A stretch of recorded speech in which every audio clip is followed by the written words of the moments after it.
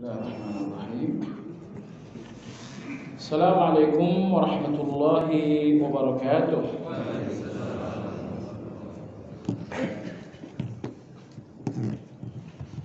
Innal hamdalillah nahmaduhu wa nasta'inuhu wa nastaghfiruh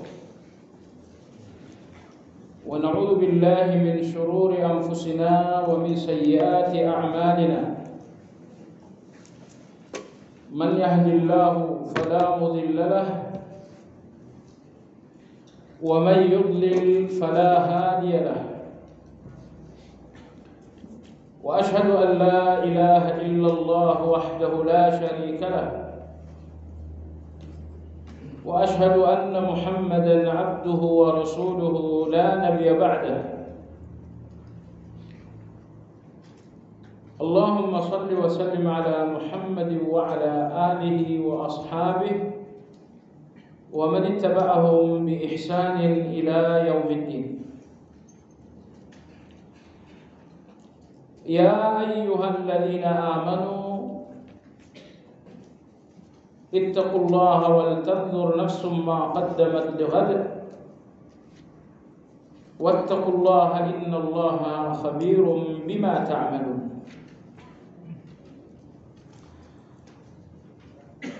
Kaum muslimin wal muslimat rahimakumullah.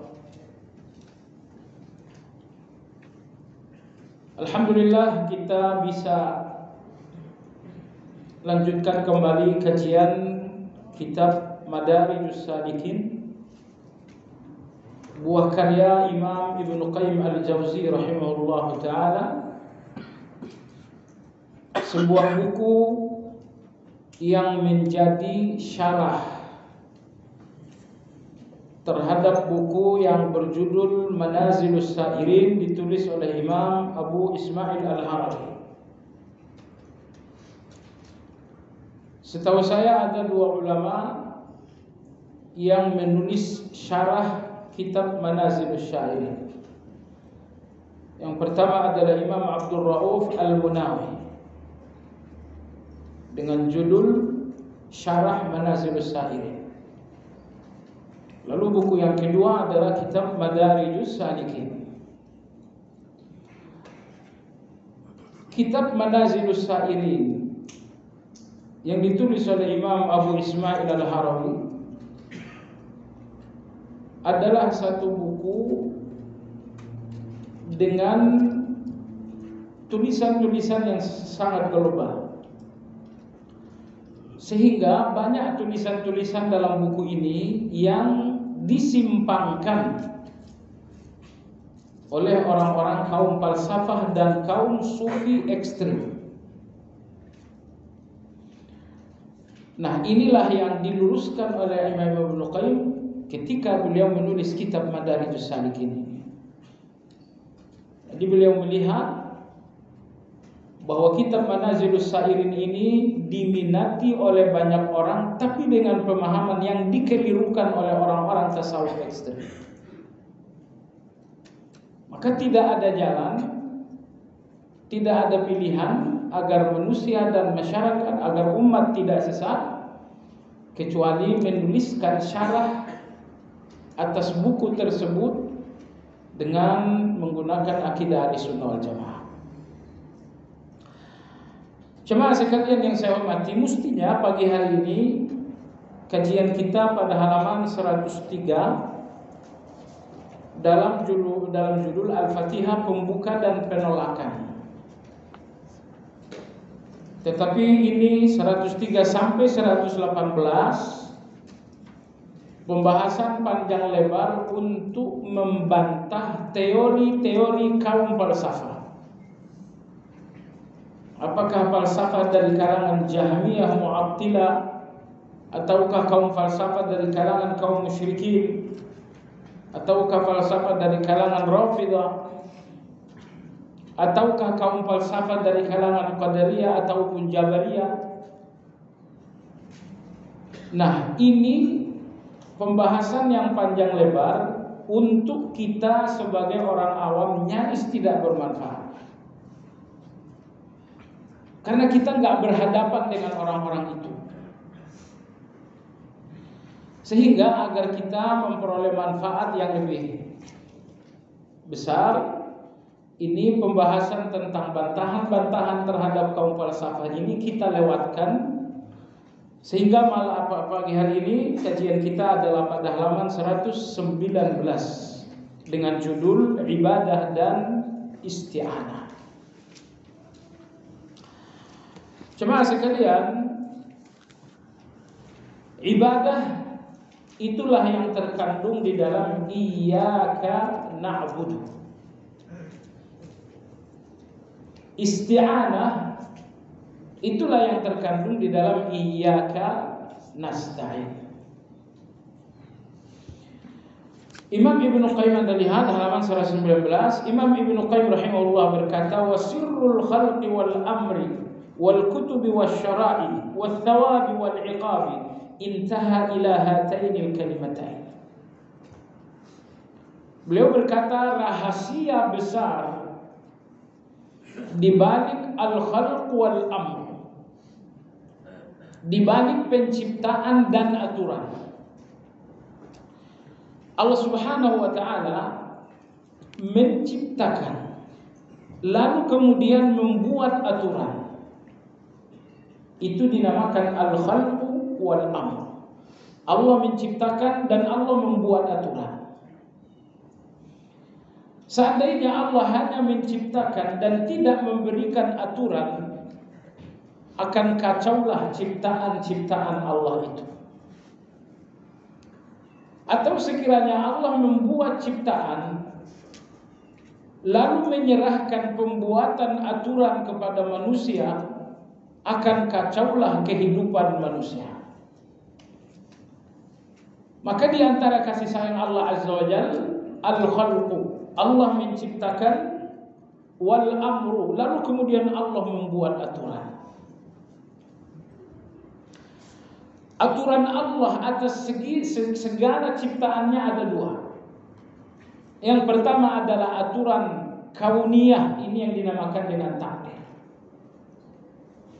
Ada kaya, ada miskin, ada sakit, ada sehat, ada pejabat, ada rakyat, ada yang wafat, ada yang lahir. Semua peristiwa, semua kejadian adalah takdir yang merupakan aturan Allah terhadap setiap ciptaan. Ini aturan yang pertama, aturan kauniyah. Aturan kauniyah atau yang dinamakan dengan takdir. Aturan kauniyah inilah yang Anda lihat menjadi semua peristiwa. Anda datang hari ini ngaji, ini aturan kauniyah. Tadi malam Anda tertidur dengan pulas, itu aturan kauniyah. Setelah kajian nanti Anda akan pulang, itu adalah aturan kauniyah. Jadi Allah menciptakan manusia lalu mengatur mereka dengan aturan yang pertama, yaitu aturan kauniyah. Terkadang aturan kauniyah ini membuat kita bahagia.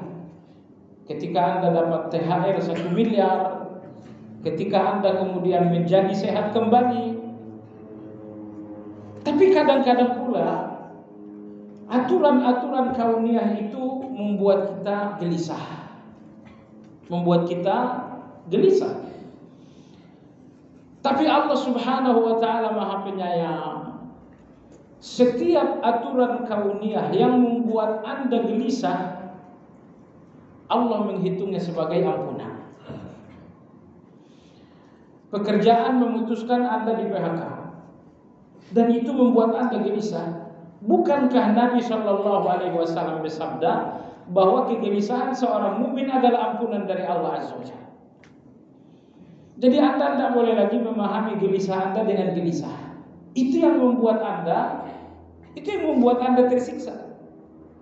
Adapun sekiranya Anda memahami kegelisahan Anda bahwa ini adalah ampunan, bahwa ini adalah proses kenaikan derajat dan kedudukan, insya Allah Anda tidak akan gelisah dengan kegelisahan itu.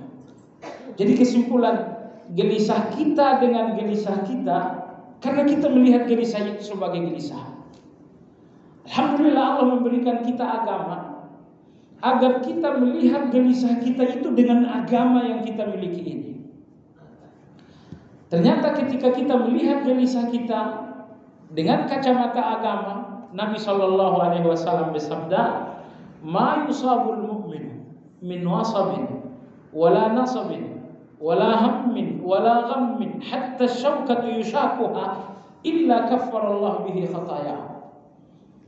Tidaklah seorang mukmin mengalami sakit, mengalami letih, mengalami gelisah, mengalami sedih, atau tertusuk duri sekalipun, melainkan itu semuanya menghapuskan dosa. Terjadi hari ini musibah, saya pun bersedih dan saya pun menangis.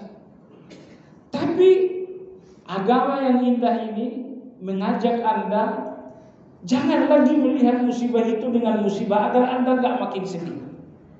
Tapi lihat musibah itu sebagai sebuah cara Allah menghapuskan dosa. Ini musibahku dan ini insya Allah ampunan untukku. Alhamdulillah jemaah sekalian. Nah, sepanjang kita melihat, memahami segala peristiwa-peristiwa kesedihan itu dengan kacamata ampunan, insya Allah kita nggak akan terlalu bersedih dengan itu. Kita bersedih ya, kita memang bersedih, tapi tidak berlebihan. Sedih berlebihan itu ketika Anda tidak melihat sesuatu yang indah dalam musibah dan kegelisahan.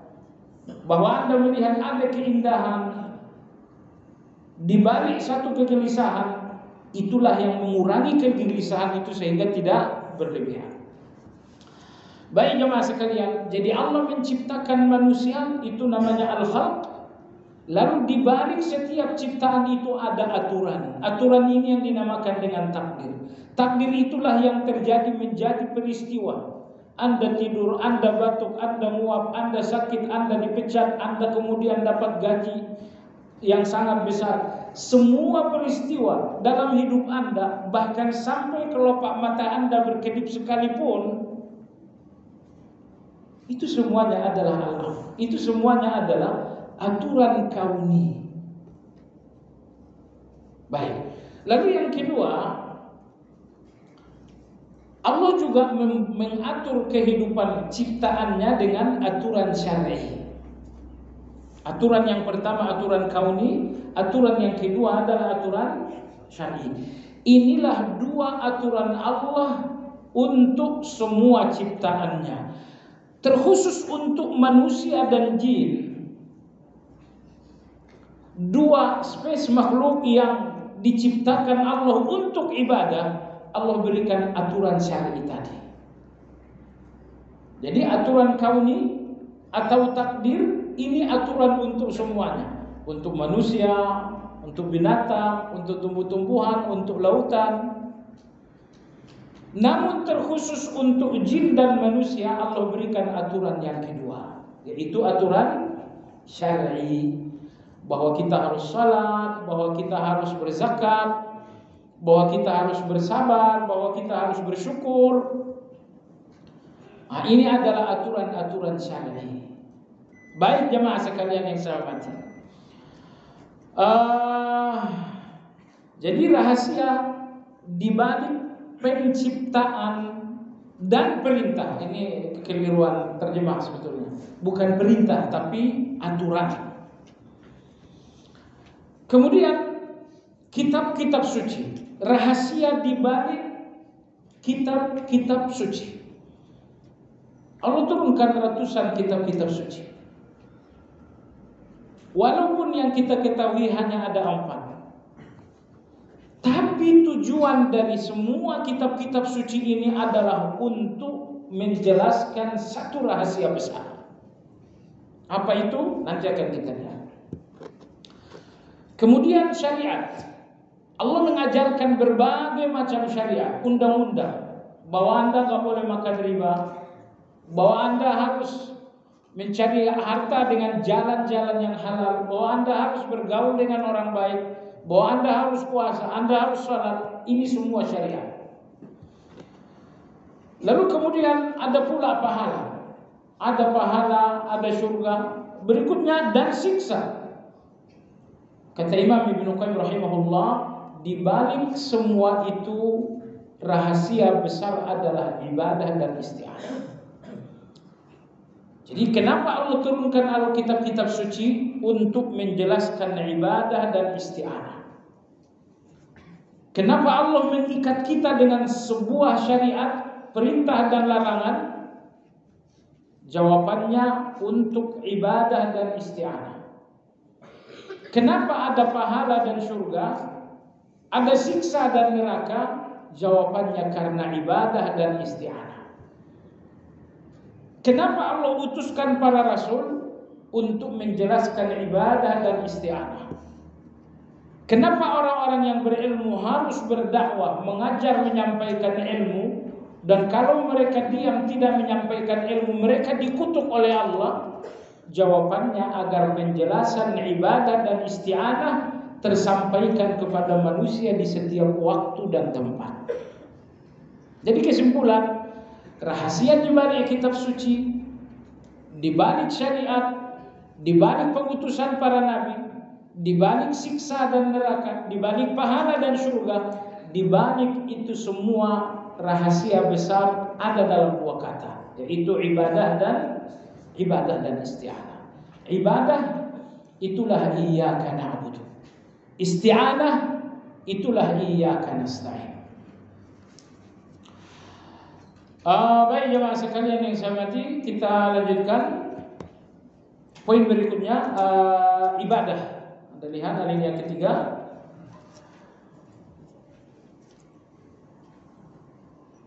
Baik. Iya, di atas sedikit. Kedua kalimat ini dibagi dua antara Rabb dan antara Abd. Iyyaka na'budu wa iyyaka nasta'in. Ibadah dan isti'anah ini dibagi dua. Bagian yang pertama adalah bagian Allah. Iyyaka na'budu, ini untuk Allah. Wa iyyaka nasta'in, hanya kepadamu kami minta pertolongan. Pertolongan Allah ini untuk manusia. Ya, sebagaimana disampaikan Nabi SAW dalam hadis qudsi yang diriwayatkan oleh Muslim dari Abu Hurairah. Kata Allah Subhanahu wa taala, "Qassamtu as-salata baini wa baina 'abdi nisfain." Kata Allah, aku membagi Fatihah menjadi dua bagian. Satu bagian untuk hambaku, satu bagian untuk aku.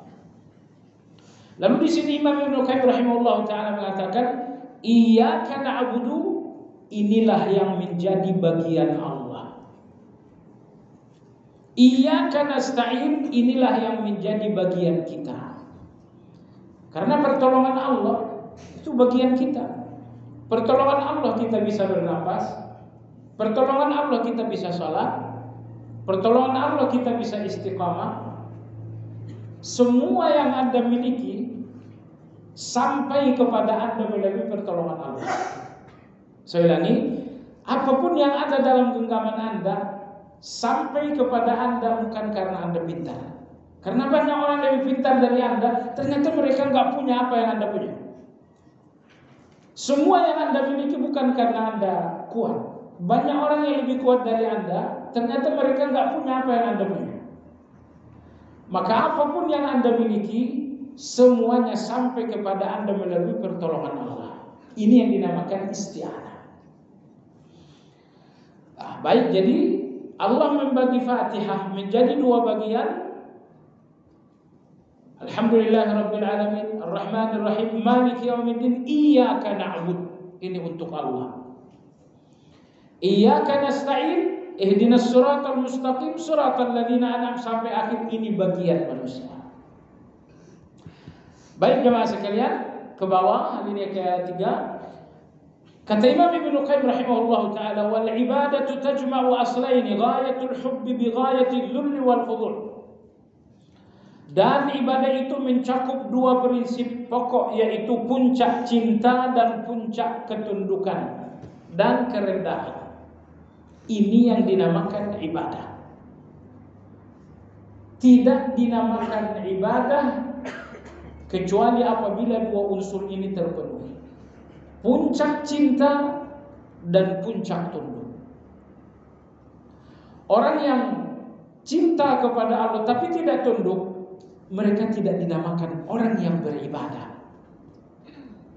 Padahal jemaah sekalian, karamah manusia dalam pandangan Allah adalah ibadah.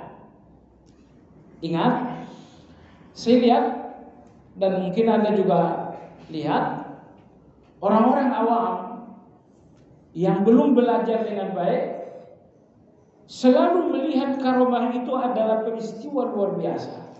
Si fulan terbang, si fulan jalan di atas air nggak tenggelam, si fulan bahkan bicara yang gaib. Oh kamu 10 tahun lagi, misalnya Kiai Gontor itu, sewaktu Ustaz Subhan Bawasir masih di Gontor, ada temannya namanya fulan. Kata Kiai Gontor, Subhan, besok kamu nikah dengan anaknya dia. Bertahun-puluh tahun kemudian ketika Ustaz Subhan Bawasir meninggal, betul menikah, belum menikah dengan putri temannya sendiri, seperti yang dikatakan Pak Kiai. Jadi kadang-kadang orang diberikan oleh Allah firasat sehingga dia bicara seperti itu. Insya Allah nanti di sini akan ada pembahasan tentang firasat. Jadi maksud saya adalah hal-hal luar biasa seperti inilah yang selalu dipahami sebagai karamah. Apakah itu salah? Itu enggak salah, tapi itu semuanya karamah kelas rendah. Karena karamah seperti itu bisa dimiliki oleh tukang-tukang sihir. Baik, kalau karamah itu misalnya berjalan di atas kolam renang dan tidak tenggelam, kalau itulah karamah, tukang sihir bisa melakukan itu dengan bantuan jin. Kalau karamah itu misalnya ditusuk dan tidak tembus, tukang-tukang sihir bisa melakukan itu dengan bantuan makhluk halus. Maka Imam Ibn Taimiyah rahimahullah beliau mengatakan, karamah yang paling agung adalah sesuatu yang menjadi penyebab Anda masuk ke dalam surga. Ini Anda salat subuh, ini karamah yang sangat agung. Karena salat subuh ini akan menjadi sebab Anda ke surga. Tapi seandainya misalnya seseorang bisa jalan di atas air, apakah dia masuk surga dengan karamah itu? Tidak. Maka negeri karamah adalah negeri surga. Dan semua jalan yang mengantarkan ke surga itulah karamah yang sesungguhnya. Anda salat, Anda berpuasa, Anda berzakat, Anda berzikir, ini semua jalan-jalan yang mengantarkan ke negeri karamah, maka itulah karamah di dunia yang sesungguhnya. Baik, jemaah sekalian yang saya hormati, kata Imam Ibnu Qayyim, tidak semua ketundukan dinamakan ibadah. Jadi ada orang yang salat, apa semua orang yang salat beribadah? Tidak. Si fulan berpuasa, apakah semua orang yang berpuasa beribadah? Tidak. Banyak orang yang salat tapi enggak beribadah. Banyak orang yang berzakat tapi bukan ibadah. Maka di sini Imam Ibnu Qayyim rahimahullah mengatakan, ibadah itu gabungan dari dua prinsip pokok. Pertama, mencintai Allah dengan semaksimal mungkin, dan yang kedua, tunduk kepada Allah dengan semaksimal mungkin. Gabungan cinta dan tunduk itu yang dinamakan dengan ibadah. Orang-orang munafik, mereka hadir melakukan salat, tetapi ria. Apakah mereka tunduk? Iya, mereka tunduk, buktinya mereka salat. Tapi apakah salat ini cinta mereka kepada Allah? Bukan. Salat ini ternyata untuk menjaga nama, untuk membangun prestis. Dia mau pemilu, mencalonkan diri jadi wali kota Depok misalnya. Kalau saya tidak sering-sering ke masjid, nanti tidak ada yang memilih.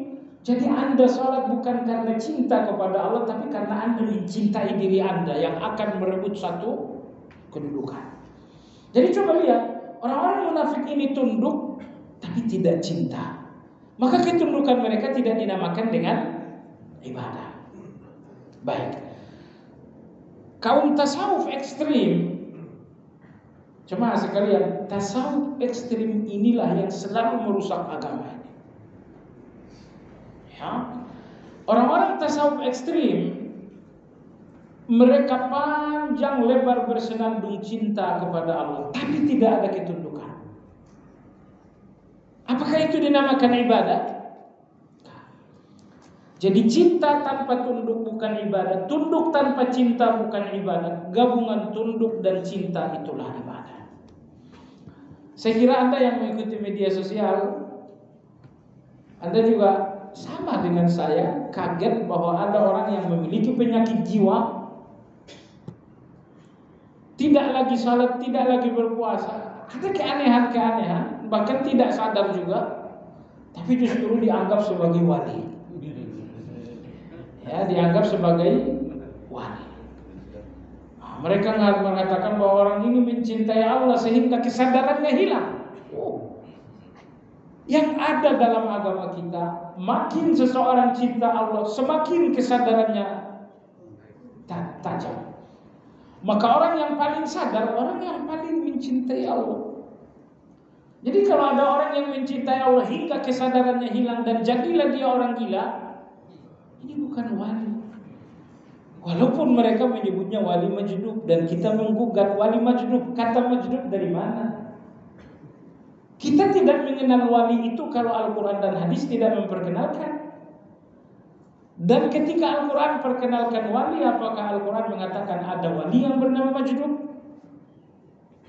Al-Quran itu secara umum saja, wali itu adalah wali. Ala inna awliya Allah la khaufun alaihim wa la hum yahzanun alladzina amanu wa kanu yattaqun. Wali itu kata Allah, mereka di dalam hati penuh dengan keimanan, dalam perbuatan penuh dengan ketakwaan. Lahiriah mereka adalah untuk Allah karena penuh iman, itu batiniah mereka. Dan lahiriah mereka pun untuk Allah karena penuh dengan ketakwaan. Jadi kalau batin Anda iman, lahiriah Anda takwa, itulah wali yang sesungguhnya. Jadi maksud saya jemaah sekalian, orang-orang yang sudah hilang kesadaran itu, ya, mereka pun tidak mencintai Allah lagi. Mereka pun tidak beribadah kepada Allah lagi. Maka mereka sulit untuk dinamakan wali. Kalaupun dia wali, ya sebelum dia mengalami penyakit itu, bahwa dia telah mengalami penyakit itu, dia tidak dinamakan lagi waliullah. Karena seseorang menjadi waliullah sesuai dengan kadar ibadah. Anda beribadah, ibadah Anda maksimal, itulah kadar kewalian itu. Tapi bahwa ada seseorang yang tidak lagi beribadah, maka dia tidak lagi dinamakan wali. Maka perhatikan, ketika Allah berbicara, mukjizat terbesar untuk Nabi kita Sallallahu Alaihi Wasallam, Allah membicarakan mukjizat itu sambil menyebutkan status ibadah Rasulullah SAW. Subhanalladzi asra bi'abdihi lailan minal masjidil haram ilal masjidil aqsa. Mukjizat terbesar Rasulullah setelah Al-Quran adalah Isra wal Mi'raj. Nah, ketika mukjizat terbesar kedua itu dibicarakan oleh Allah, tidak menyebutkan Muhammad, tidak menyebutkan Rasul, tapi menyebutkan abdun. Subhanalladzi asra bi'abdihi. Kenapa? Karena di dalam kata abdun ini terdapat ibadah. Anda lihat dalam surat Al-Anfal, ketika Allah pun berbicara turunnya Al-Quran, mukjizat terbesar Rasulullah yang pertama, Allah pun menyebutkan turunnya mukjizat terbesar ini dengan menyebutkan status beliau sebagai abd. Alladzi anzala 'ala abdihi al-furqan yaumal taqal jam'an. Baik jemaah sekalian, maka kemuliaan seseorang, karamah seseorang di depan Allah adalah ibadah. Dan Allah tegaskan dalam surat Al-Hujurat, inna akramakum indallah atqakum. Orang yang paling akramah, yang paling karamah, orang yang paling mulia, atqakum adalah orang yang paling takwa. Jadi jangan lagi kita terjebak dengan karamah dan wali versi filsafah yang kemudian disebarluaskan oleh kaum tasawuf ekstrem.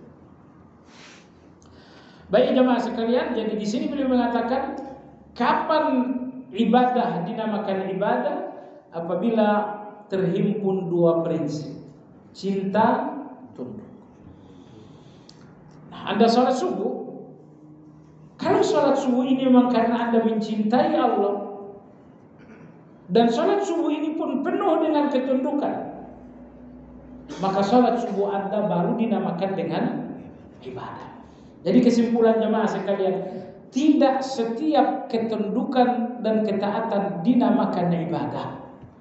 Dan mayoritas orang-orang yang salat, mayoritas, dan Anda insya Allah tidak termasuk, mereka menjalankan ketaatan dan tidak menjalankan ibadah.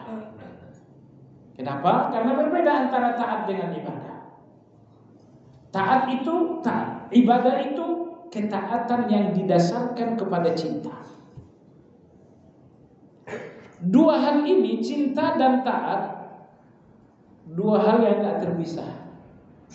Maksudnya begini, semakin cinta kepada Allah maksimal, semakin ketaatan ini maksimal pula. Bahkan ingin saya katakan jemaah sekalian, di mana cita rasa ketaatan? Jawabannya terletak di dalam cinta. Semua ketaatan yang digerakkan oleh cinta kepada Allah, inilah ketaatan yang ternikmati. Maka orang yang paling menikmati sholat adalah orang yang paling mencintai Allah. Karena cinta kepada Allah menghasilkan manis ketaatan. Orang yang paling menikmati tilawah, mereka adalah orang yang paling mencintai Allah Azza wa Jalla. Jadi setiap ketaatan memiliki rasa manis, dan rasa manis ini adalah hasil cinta kepada Allah Azza wa Jalla. Jemaah sekalian yang saya hormati, kita ini habis selesai Ramadan. Ada yang melihat Ramadan itu hanya satu musim, sehingga Ramadan berlalu semuanya. Anda tahu jemaah sekalian, dalam Ramadan ada puasa, ada tarawih, ada tadarus, ada i'tikaf. Ramadannya pergi, tapi ibadah-ibadah ini semua kan ada tidak pergi. Apakah ketika Ramadan pergi tadarusnya hilang? Ya enggak. Apakah Ramadan berakhir lalu sholat malamnya hilang? Ya enggak. Boleh jadi Anda sedih dengan kepergian Ramadan, tapi ingat, semua yang ada dalam Ramadan itu enggak ada yang pergi. Nah, masalahnya, kalau semua yang ada dalam Ramadan kemarin Anda lakukan dengan rasa nikmat, maka Anda tidak akan kehilangan. Anda tidak akan kehilangan tarawih kalau Anda menikmatinya, karena Anda akan menemukan tahajud sebagai pengganti. Kalau Anda menikmati puasa, Anda tidak akan kehilangannya, karena Anda akan menemukan puasa Senin Kamis. Maksud saya jemaah sekalian, semua yang hilang karena memang Anda nggak menikmatinya, makanya dia hilang. Karena tidak ada orang yang mau berpisah dengan nikmat. Apakah Anda mau berpisah dengan sesuatu yang nikmat bagi Anda? Anda nggak mungkin mau. Ya, bagi saya misalnya tempe itu sangat nikmat. Oh, saya akan berjuang dapatin tempe. Tidak ada manusia yang mau berpisah dengan kenikmatan. Maka semua yang Anda relakan pergi, apapun yang Anda relakan hilang, karena memang Anda nggak menikmatinya. Anda yang menikmati tarawih nggak akan hilang dengan berakhir Ramadan, karena Anda akan mencari kenikmatan itu melalui tahajud. Anda yang menikmati tadarus nggak akan hilang dengan perginya Ramadan, karena Anda akan mencari ganti nikmatnya tadarus dengan tetap bertilawah. Jadi semua ibadah yang hilang karena memang pada dasarnya Anda nggak menikmatinya, sehingga Anda relakan, Anda biarkan saja hilang. Nah, maka oleh sebab itu orang yang menjalankan Ramadan dengan rasa nikmat, mereka nggak akan kehilangan apa-apa meski Ramadannya pergi. Tapi orang yang menjalankan Ramadan hanya karena satu musim, maka perginya Ramadan berarti perginya segala-galanya. Saya nggak tahu Anda di mana ini sekarang. Ya. Ya sebagian sih hilang, ya sebagian enggak, gitu ya. Baik jemaah sekalian yang saya hormati, jadi ibadah adalah gabungan cinta dan tunduk. Akan berat bagi Anda satu ketundukan kepada Allah kalau Anda nggak mencintai Allah. Salat malam, puasa sunnah, bertilawah, ini semua sangat berat kecuali jika Anda mencintai Allah. Karena cinta itu yang membuat ketaatan ini menjadi ringan. Bahkan cinta itu yang membuat ketaatan ini menjadi manis. Baik jemaah sekalian yang saya hormati.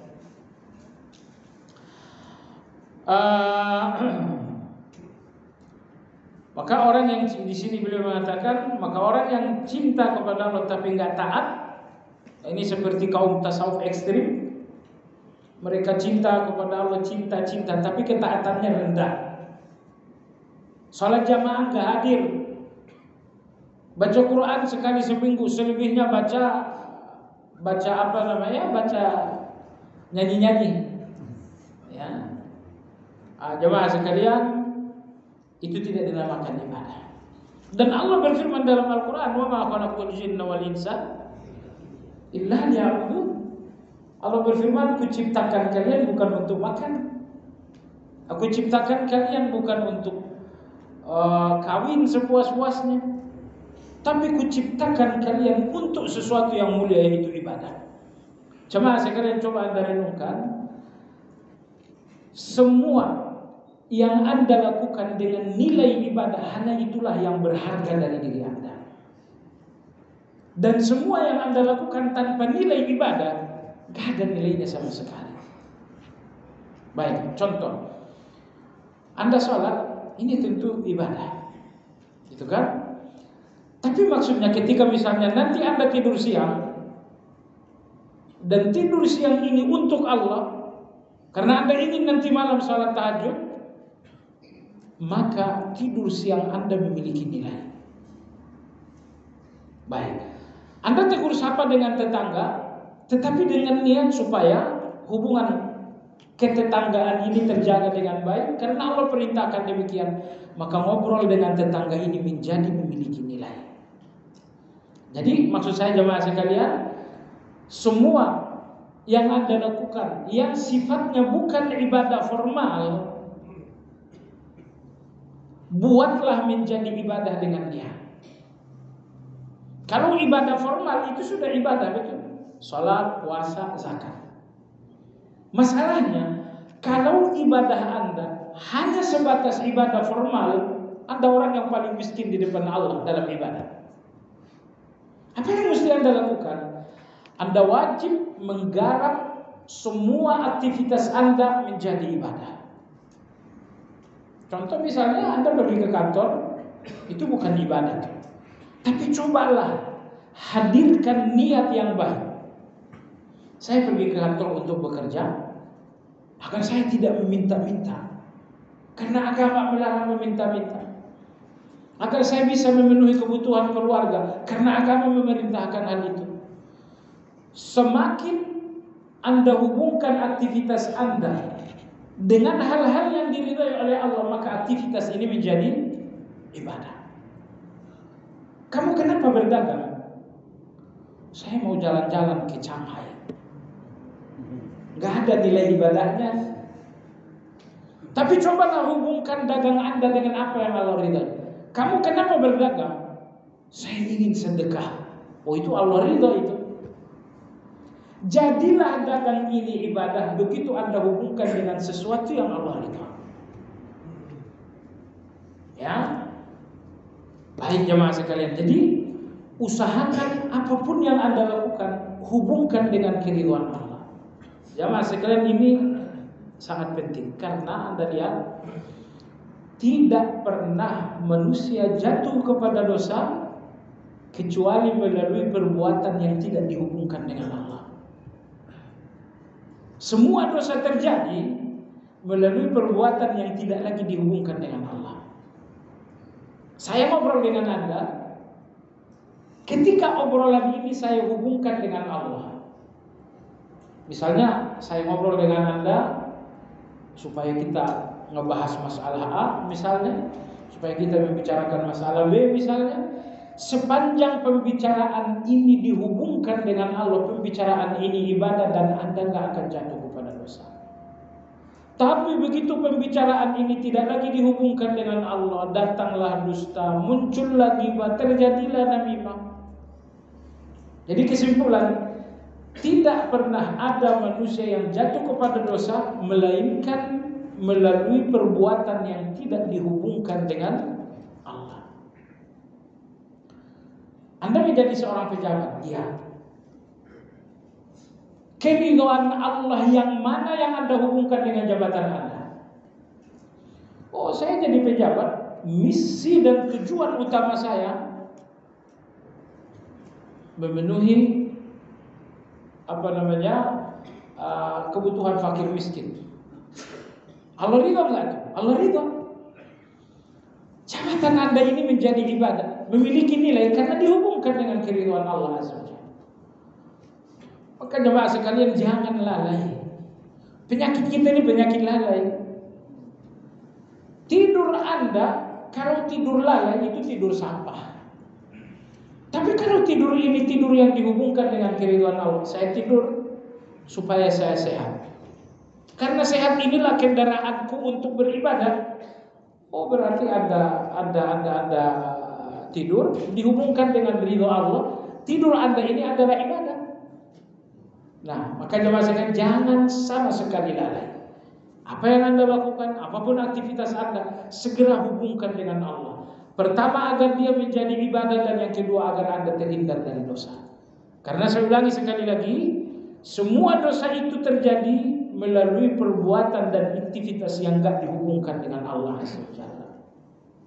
Maka Allah berfirman, "Wa ma khalaqtul jinna wal insa illa liya'budun." Alhamdulillah jemaah sekalian, Nabi SAW bersabda, "Innamal a'malu." Ini hadis harus kita fahami dengan penuh kebahagiaan. Kenapa? Karena dengan niat yang bukan ibadah jadi ibadah. Anda mandi, nggak ada niat apa-apa. Mandi Anda mandi biasa. Tapi kalau Anda mandi misalnya, untuk apa kau mandi? Sebentar lagi sholat subuh, biar saya lebih segar. Jadilah mandi Anda ini menjadi ibadah. Jadi mandi menjadi ibadah bukan karena mandinya, tapi karena ada niat. Ini artinya niat adalah cara menghubungkan perbuatan dengan Allah. Maka dengan niat, semua yang pada dasarnya tidak ibadah bisa menjadi ibadah dengan niat yang baik. Maka innamal a'malu binniyat adalah hadis Nabi SAW yang sangat membahagiakan sekali. Baik jemaah sekalian yang saya hormati. Jadi ibadah adalah puncak cinta dan puncak ketundukan. Gabungan keduanya dinamakan ibadah. Baik, contoh. Tadi disebutkan puncak. Tadi dinamakan cinta puncak. Puncak cinta, puncak tunduk. Gabungan dua puncak ini adalah ibadah. Kenapa dengan puncak? Karena jemaah sekalian, Anda taat kepada manusia, tapi Anda nggak boleh mentaati mereka dengan puncak. Perintah manusia tetap harus disortir, tetap harus dikaji. Walaupun dia seorang presiden, misalnya presiden mengatakan, oh dihalalkan kalian nikah dengan LGBT. Oh ini perintah. Tapi ketundukan kepada selain Allah bukan ketundukan puncak. Karena harus dikaji sesuai dengan Al-Quran atau tidak. Maka puncak tunduk hanya kepada Allah. Adapun kepada selain Allah kita tunduk tapi nggak pakai puncak. Karena ketundukan kepada selain Allah, ketundukan yang mesti tetap harus disaring dengan Al-Quran dan Sunnah. Maka tadi dikatakan puncak tunduk. Lalu yang kemudian puncak cinta. Puncak cinta, tidak ada yang dicintai dengan puncak kecuali Allah. Orang tua kita cintai, tapi bukan dengan cinta puncak. Ya, anak istri kita cintai bukan dengan cinta puncak. Jadi adapun puncak dari cinta hanya untuk Allah Subhanahu wa taala. Nah, pertanyaan, kapan Anda sampai kepada puncak cinta? Jawabannya adalah ketika semua cinta bisa Anda kalahkan dengan cinta kepada Allah. Itulah puncak. Saya cinta harta, oke. Tapi Allah mengatakan Anda bersedekah. Anda mengatakan Anda bersedekah. Cinta harta Anda kalah nggak dengan cinta kepada Allah yang memerintahkan sedekah? Kalau ternyata iya, cinta harta Anda kalah dengan perintah zakat, sehingga kemudian Anda, ini dia. Berarti seluruh cinta kalah dengan cinta kepada Allah. Itulah puncak cinta itu. Maka dalam hadis Umar bin Khattab radhiyallahu anhu, Nabi kita sallallahu alaihi wasallam memberikan penjelasan tentang puncak cinta. Kata Nabi sallam, an yakuna Allah wa rasuluhu ahabba ilaihi mimma siwahuma. Yaitu ketika Allah dan Rasulnya lebih dicintai mengalahkan segala-galanya. Mengalahkan segala-galanya. Dalam surat At-Taubah, Allah mengancam azab bagi orang yang lebih mencintai orang tua, anak-anak, saudara, harta dibanding Allah Azza wa Jalla. Qul in kana aba'ukum wa abna'ukum wa ikhwanukum wa azwajukum wa ashiratukum wa amwalun iktaraftumuha wa tijaratun takshawna kasadaha wa masakin tardawna ahabba ilaikum minallahi wa rasuli wa jihadin fi sabili fatarabbasu. Allah berfirman, kalau kalian lebih cinta orang tua ketimbang Allah, cinta anak ketimbang Allah, lebih cinta istri ketimbang Allah, lebih cinta saudara ketimbang Allah, lebih cinta perdagangan, lebih cinta rumah ketimbang Allah, kata Allah, fatarabbasu. Oleh sebab itu, ini ayat ini hakikat yang sangat besar.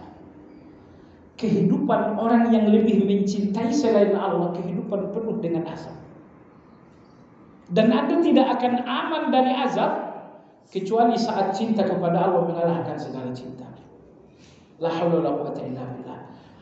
Anda lebih mencintai anak ketimbang Allah, ayat tadi mengancam kamu diazab oleh Allah. Iya. Justru anak ini akan mengazab Anda. Anda lebih mencintai harta ketimbang Allah, iya. Justru harta ini akan menjadi azab bagi Anda. Tidak akan aman seseorang dari azab sebelum cinta kepada Allah mengalahkan segala cinta. Itulah ayat surat At-Taubah tadi. Maka kalau cinta terhadap harta, anak-anak dan lain-lain mengalahkan segala cinta, kehidupan penuh dengan kehidupan yang penuh dengan azab. Baik jemaah sekalian yang saya hormati. Maka agama ini melatih kita dengan berbagai ibadah untuk Allah lebih dicintai daripada selain Allah. Misalnya, kenapa agama memerintahkan kita sedekah? Sebagai latihan agar jangan sampai harta lebih dicintai. Kenapa agama memerintahkan kita puasa? Supaya kita sadar bahwa perut kita tidak boleh lebih dicintai ketimbang Allah Azza wa Jalla. Kenapa di sela-sela kesibukan lalu berkumandang azan kita harus sholat di awal waktu? Kalau sampai sholat di akhir waktu, kata Allah, munafik kalian. Agar kita terlatih mendahulukan Allah dalam salat dibanding pekerjaan. Baik jemaah sekalian, jadi gabungan dua puncak cinta, puncak ibadah, ini yang dinamakan dengan. Nah, lalu terakhir jemaah sekalian, saya tidak ragu kita semua mencintai Allah. Yang saya ragukan jemaah sekalian, apakah cinta kepada Allah itu telah sampai di puncak? Karena Allah tuh sering kalah gitu ya. Tengah malam Allah kalah dengan tidur kita gitu kan. Kita punya uang banyak, kalah misalnya ketika ada sedekah, kalah sedekah ini dengan ambisi-ambisi dunia, waliyahillah. Ternyata menjalankan ibadah, betul-betul ibadah bukan sesuatu yang gampang. Rata-rata orang hanya menjalankan taat dan tidak menjalankan ibadah. Wallahu ta'ala alam. Demikian kajian kita hari ini, semoga bermanfaat.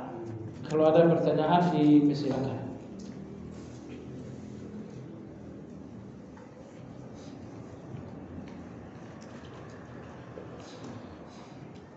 Tanggal berapa ini?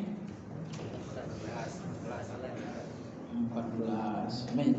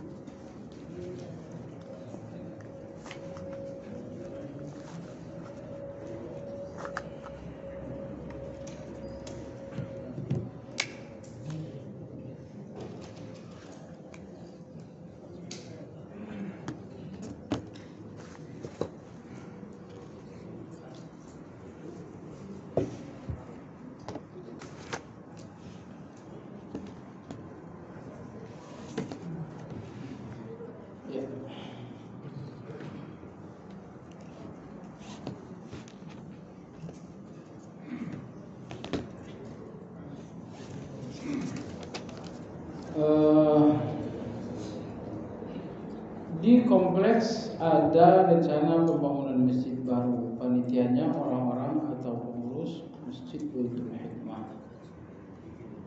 Awal tentu masjid Dirar. Ya. Lalu dalam Al-Quran surah At-Taubah ayat 107 tentang Masjid Dirar. Jadi intinya beliau ingin bertanya, Masjid Dirar yang didirikan oleh kaum munafik seperti apa, itu yang saya pahami. Cuma sekalian, ketika Nabi kita hijrah ke kota Madinah, terlebih dahulu beliau melewati perkampungan Bani Amr. Perkampungan Bani Amr. Maka Nabi membangun masjid di perkampungan ini.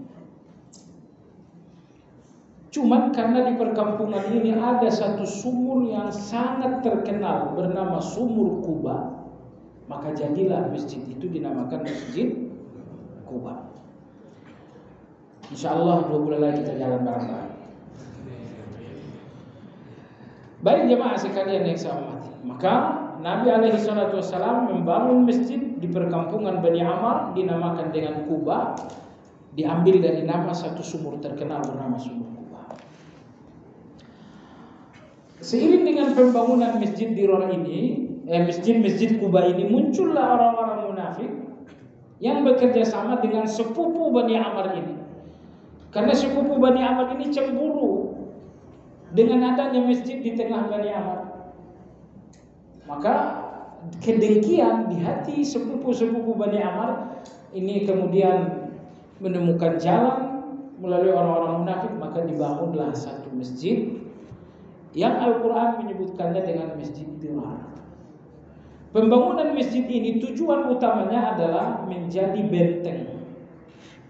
Benteng perang. Benteng perang, iya. Karena orang-orang munafik di Madinah berharap bahwa orang-orang kafir datang menghancurkan Madinah. Ya, Yahudi, orang-orang Romawi.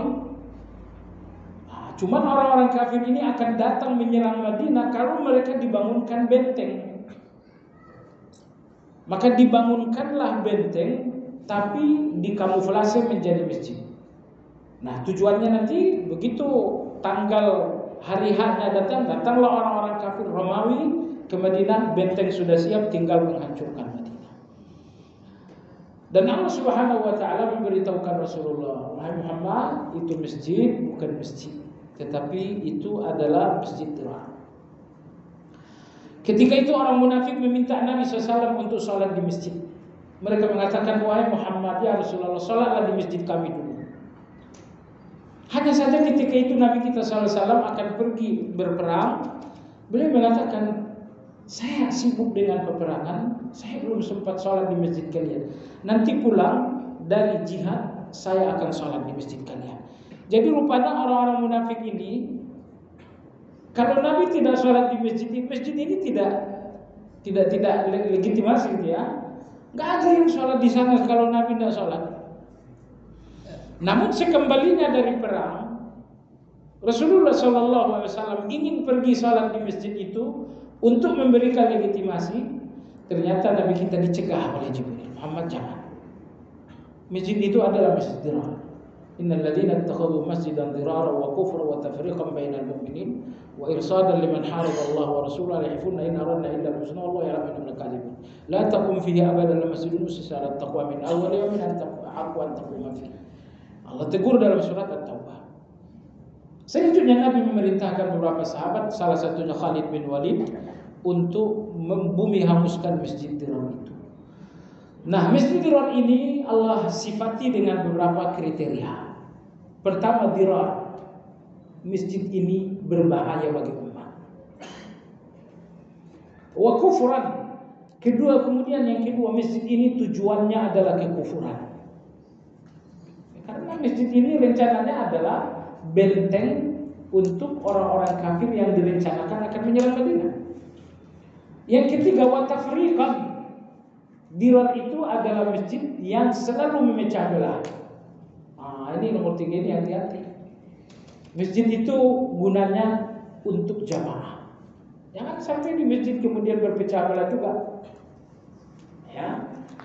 Wa irsadan liman haraba Allah wa rasulahu, dan untuk memata-matai orang-orang yang memerangi Allah dan Rasul. Itulah beberapa kriteria dari masjid dirar yang disebutkan dalam surat At-Taubah. Wallahu ta'ala a'lam. Adakah tanda bahwa cinta kita pada Allah berbalas dan mendapat ridhonya? Ada. Allah cinta kepada saya, ada cinta tandanya enggak? Ada banget. Kalau saya mulai tanda yang paling indah bahwa Allah mencintai Anda, ketika di depan Anda ada peluang maksiat, tapi Allah menutup hati Anda untuk menginginkannya. Ya, peluang maksiat itu subhanallah luar biasa di depan Anda, tapi ternyata Allah Subhanahu wa taala dengan penuh kelembutan menjauhkan Anda dari maksiat. Allah cinta Anda dan Allah tidak mau Anda kotor. Seperti halnya Nabi Yusuf alaihissalam, peluang maksiat itu ada, tapi coba lihat bagaimana Allah cinta Yusuf. Allah tidak mau Yusuf alaihissalam tercemari dengan dosa, maka Allah jauhkan. Ini nomor 1 nih. Allah mencintai seorang apabila ketika dia menemukan peluang maksiat, bahkan peluang itu sangat sempurna, tapi kemudian Allah menjauhkannya. Dan subhanallah, kadang-kadang Allah menjauhkan seseorang dari maksiat melalui musibah.